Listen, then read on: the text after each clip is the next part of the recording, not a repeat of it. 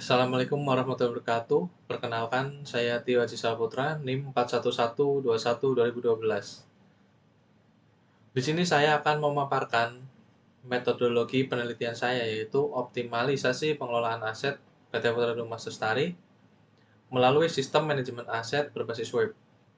Dengan dosen pengampu yaitu Ibu Dr. Vina Ayumi, Eskom Mkom, kemudian dosen pembimbing saya yaitu Ibu Anita Ratnasari, Eskom Mkom.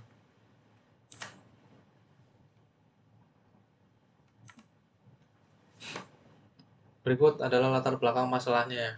Aset merupakan sumber daya penting yang menunjang aktivitas suatu organisasi. Pengelolaan aset yang optimal mencakup proses identifikasi, perencanaan, pengadaan, pemeliharaan, hingga penghapusan aset secara efektif dan efisien. Namun, banyak perusahaan masih mengalami kendala karena sistem manajemen aset yang mereka gunakan itu belum mendukung optimalisasi pengelolaan.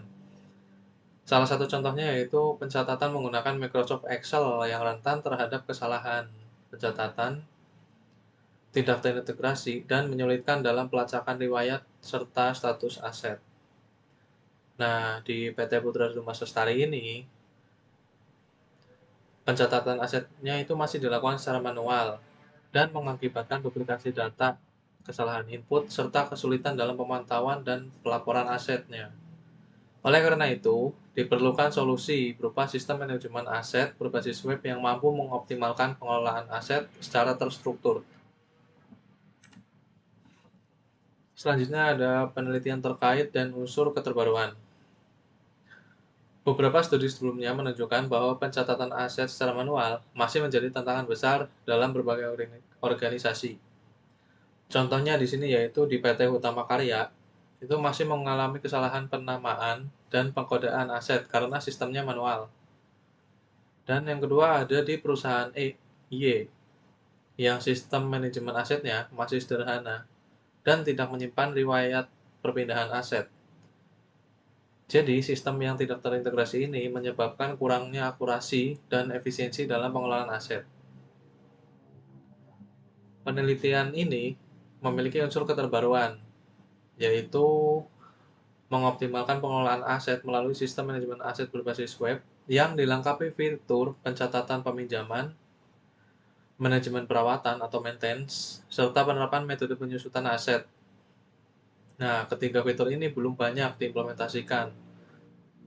Setelah saya baca-baca, biasanya kadang ada peminjaman, tetapi untuk perawatannya tidak ada. Kemudian ada penyusutan, tetapi peminjaman atau perawatannya tidak ada. Jadi di sini rencana saya akan menggabungkan metode tersebut dalam satu sistem. Kemudian ada rumusan, batasan, dan tujuan. Rumusan masalah dalam penelitian ini adalah bagaimana merancang dan mengembangkan sistem manajemen aset berbasis web ini yang dapat mempermudah proses pencatatan, pemantauan, dan pengelolaan aset secara real time, serta fitur utama apa saja yang diperlukan untuk mengoptimalkan pengelolaan aset di PT Putra Rumah Sestari ini. Kemudian penelitian ini dibatasi pada pengembangannya, yaitu menggunakan metode waterfall, tetapi saya hanya sampai tahap pengujian dan hanya mencakup pengelolaan aset IT di lingkungan internal perusahaan. Sistem yang saya buat ini tidak mencakup pengelolaan aset keuangan, investasi, maupun aset tidak berwujud lainnya. Tujuan dari penelitian ini adalah untuk mengoptimalkan pengelolaan aset Putra Rumah Sestari melalui pengembangan sistem manajemen aset berbasis web yang terstruktur, terintegrasi, dan sesuai kebutuhan operasional perusahaan. Jadi, sistem ini diharapkan mampu mempermudah proses pencatatan, pemantauan, dan pelaporan aset perusahaan, serta fitur-fitur yaitu seperti peminjaman, perawatan atau maintenance, dan penyusutan aset yang akan berguna oleh Putra Rumah Sestari ini untuk kedepannya. Kemudian ada penelitian terkait, yaitu yang pertama ada oleh Amiruddin, yaitu mengevaluasi penerimaan pengguna terhadap sistem manajemen aset SIM aset dengan pendekatan hotfit. Jadi hasilnya menunjukkan bahwa sistem mempermudah pekerjaan dan komunikasi, tetapi kualitasnya itu belum signifikan terhadap kepuasan pengguna. Mungkin ada fitur-fitur yang kurang dan belum memadai ya. Jadi ini mendukung pentingnya penerapan sistem memperhatikan aspek teknis untuk bahan saya dalam pembuatan sistem ini. Kemudian yang kedua, penelitian oleh Fikri et al. Yaitu ini adalah jurnal uh, dari Universitas Dian Nusantara yang ada pada daftar jurnal Ibu Anita Ratnasari, yaitu mengembangkan aplikasi inventaris menggunakan metode FIFO first in first out dengan pendekatan agile. Jadi sistem ini membantu pencatatan stok dan transaksi secara efisien. Walaupun metodenya itu berbeda, saya menggunakan waterfall, kemudian di sini agile, tetapi untuk pencatatan dan transaksinya itu bisa saya pelajari untuk sistem yang akan saya buat. Kemudian penelitian yang ketiga yaitu di PT Inspira Multiteknologi, mengembangkan sistem manajemen aset IT menggunakan waterfall. Nah, di sini itu hasilnya menunjukkan sistem mampu meningkatkan efisiensi pencatatan dan pelaporan aset. Ini selaras dengan pendekatan tugas akhir yang menggunakan metode waterfall untuk proses sistematis dan terstruktur, sesuai dengan metode yang akan saya pakai ya, yaitu metode waterfall. Kemudian yang keempat, penelitian ini di Rumah Sakit Jiwa, mengembangkan sistem inventaris berbasis web dengan fitur penyusutan aset menggunakan metode garis lurus atau straight line method. Nah, metode ini nanti akan dipakai oleh saya juga dalam penyusutan aset di sistem yang akan saya buat. Kemudian yang kelima, ada penelitian di Bendung Serdang, menghasilkan sistem manajemen aset, yaitu penyusutan garis lurus dengan metode pengambilan keputusan SAW. Sistem ini mengefisienkan pengelolaan aset dan mendukung transparansi dalam pengadaan. Jadi nanti dari sini yang akan saya gunakan yaitu penyusutan garis lurusnya, sama seperti penelitian yang keempat tadi, ya kan? Nah, sehingga memudahkan dalam perencanaan pengadaan dan penghapusan aset nanti ke depannya. Kemudian penelitian yang keenam di PT Semen Batu Raja, yaitu mengembangkan sistem manajemen aset berbasis web dan mobile dengan teknologi QR Code. Nah, di sistem yang akan saya buat ini, untuk QR Code tidak saya gunakan ya, cuman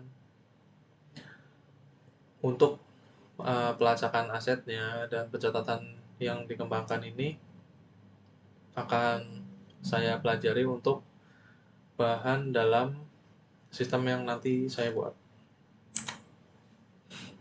Selanjutnya ada tahapan penelitian, yaitu pertama pengumpulan data, kedua merumuskan permasalahan dan penemuan solusi,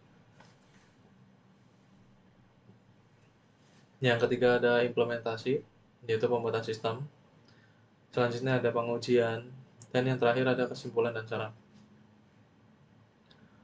Nah, di tahapan yang pertama, yaitu pengumpulan data, saya melakukan wawancara dengan staf IT dan HRD Putra Dumas. Yang kedua ada observasi langsung, kemudian serta studi dokumen pengelolaan aset. Hasil dari tahapan ini adalah saya pemahaman mendalam terkait kendala pengelolaan aset saat ini, seperti pencatatan manual, duplikasi data, dan keterbatasan laporan. Kemudian tahapan yang kedua adalah merumuskan permasalahan dan penentuan solusi, di mana berdasarkan data yang terkumpul tadi itu, saya merumuskan permasalahannya apa, terus apa yang terjadi di sana, kemudian itu semua dirancang menjadi sebuah solusi berupa sistem manajemen aset berbasis web, yang hasilnya adalah spesifikasi kebutuhan sistem yang jelas dan rancangan solusi yang dapat mengatasi masalah pencatatan dan pelaporan aset. Kemudian yang ketiga ada tahap implementasi atau pembuatan sistem. Nah, dilakukan pembuatan sistem mulai dari desain antarmuka, pembuatan database, hingga pemrograman fitur sesuai kebutuhan. Nah, hasilnya nanti dalam implementasi ini adalah prototipe sistem manajemen aset yang dapat digunakan untuk mengelola data aset secara digital dan terstruktur. Nah, nanti setelah program saya buat, selanjutnya adalah tahapan pengujian. Nah, tahapan pengujian di sini saya nanti akan menggunakan black box testing, yaitu dilakukan untuk memeriksa fungsi-fungsi sistem. Jadi nanti hasil pengujian menunjukkan bahwa sistem bekerja sesuai harapan. Harapan saya seperti itu. Semua fitur berjalan dengan baik dan sistem dapat beroperasi dengan lancar oleh pengguna. Dan tahapan penelitian yang terakhir adalah kesimpulan dan saran, yaitu evaluasi dari semua proses yang sudah saya lakukan. Dan hasilnya nanti akan ada kesimpulan bahwa sistem mampu meningkatkan efektivitas pengelolaan aset serta saran pengembangan sistem lebih lanjut agar dapat diterapkan di unit kerja lain dengan lebih optimal.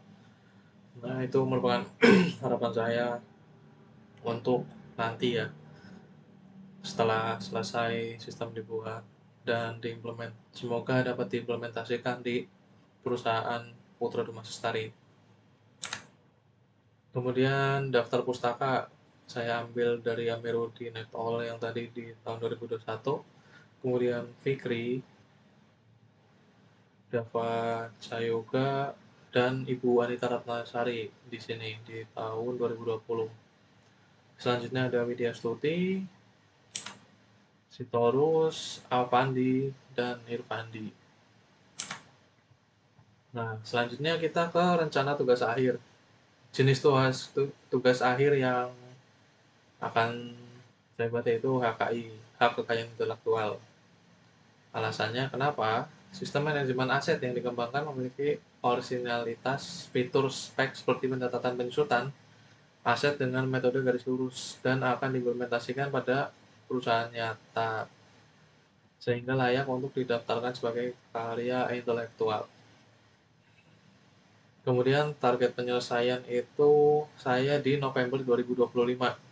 Target output yaitu sertifikat pencatatan ciptaan HKI atas sistem yang dikembangkan serta laporan tugas akhir yang lengkap. Nah, berikut adalah tabel rencana penyelesaiannya. Yaitu di Juni 2025, tepatnya bulan ini, saya menyusun di bab 4 sambil revisi-revisi dari bab 1 sampai bab 3 yang masih ada kurang-kurangnya ya. Kemudian nanti di bulan Juli sampai Oktober itu penyusunan bab 5 dan implementasi coding. Jadi berapa bulan? Juli, Agustus, September, Oktober. Di 4 bulan ini semoga dapat membuat sistem yang emang kebutuhannya itu sorry membuat sistem yang sesuai dengan kebutuhan Putra Dumas Lestari yang ada pada sekarang. Kemudian di November 2025 yaitu revisi akhir. Jadi semua tahapan yang sudah saya lakukan nanti akan ditinjau lagi, kemudian revisi akhirnya itu di November 2025. Selanjutnya ada perhitungan rencana studi. Yang pertama adalah SKS lulus. Untuk sekarang itu SKS lulusnya adalah 115 SKS ya. Kemudian untuk semester SKS semester sekarang ini ada di 21 SKS dan semoga itu lulus semua. Amin ya rabbal alamin. Kemudian SKS semester TA nanti itu ada di 8 SKS karena 6 SKS-nya itu tugas akhir dan 2 SKS-nya adalah Aprikom. Jadi total adalah 144 SKS pada semester depan. Jadi insya Allah semoga saya itu TA itu di semester depan. Oke, terima kasih. Berikut adalah paparan dari saya. Mohon maaf bila ada kesalahan, mohon maaf bila ada kekurangan bahasa yang kurang bagus. Wabillahi taufiq wal hidayah. Wassalamualaikum warahmatullahi wabarakatuh. Terima kasih.